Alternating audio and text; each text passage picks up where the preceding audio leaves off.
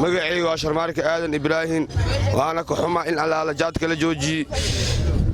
afar lixda bilood jaadkana maqaaya madaxweynaheena waxaan ku cidsanaynaa in jaadka uu soo fasaxa in alaal in kastoo aan garaawisto ebel waa ku quudan jirin waana ku wixeysan jirnay hadda waa ka xunahay in alaal inta kastoo galoon faariska imaado haddana dhamaadi madaxweynaheena waxaan ku cidsanaynaa farmaajo inuu jaadka uu soo fasaxa waa ku shaqeysan jiray ebel inuu soo fasaxa ku cidsanaynaa istiba madaxweynaha Hirshabelle Maxamed Cabdullaahi Waare iyo ku xigeenkiisa Cali Guudlaabe على جود لابي هيرشويل إنه وصف صحان قاتك يا دونينا قرابة وكبي حسنيني بيلا كرات سنيني أو هوايا وحسي سنيني أو الماء وحكسي سنيني يا مذحبين هنا فرماجو حكوا سنينا إنه جات كانوا صوف صح بقول كي بلاطيشان والله ليال gobolka Shabeelle hadda aan degannahay sida shacbaan dadka loo doodiyay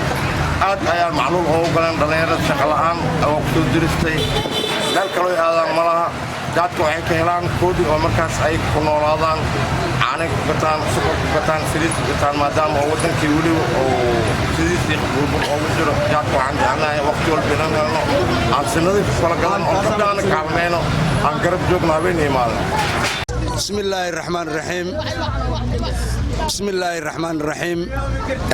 مدحوين محمد فرماجو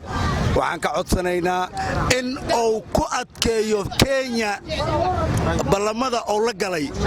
ee xagga ganacsiga qaadka hadii shuruudaha oo asiga la galay ay Kenya ay fuliso ganacsiga qaadka noo sii daayo hadii ay diidane xataa kuwa lagu keenay badda waa inuu beegsadaa ciidamada qalabka sida waa inuu sida ugu dhaqsiya badan oo u dira oo u yiraahdo Georgia sababtoo madaxweynaheena waa taageersanahay shakhsi ahaantayda markaan ka hadlo fikradda xagga qaadka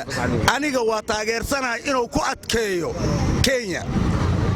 ballamada oo la galay waxyaabaha firka ee ka imaanaya Kenya ee badda ku yimaadane ciidamada badda waa inuu u diraa ee uu yiraahdo Georgia sida ugu dhaqsiya badan maadaama ay shaqadoodu ay ahayd qaad handane madaxweynaheena dalka Soomaaliya Maxamed Cumar Farmaajo waa taageersanahay shakhsiyan waa ku taageersanahay in uu xukuumadda adkeeya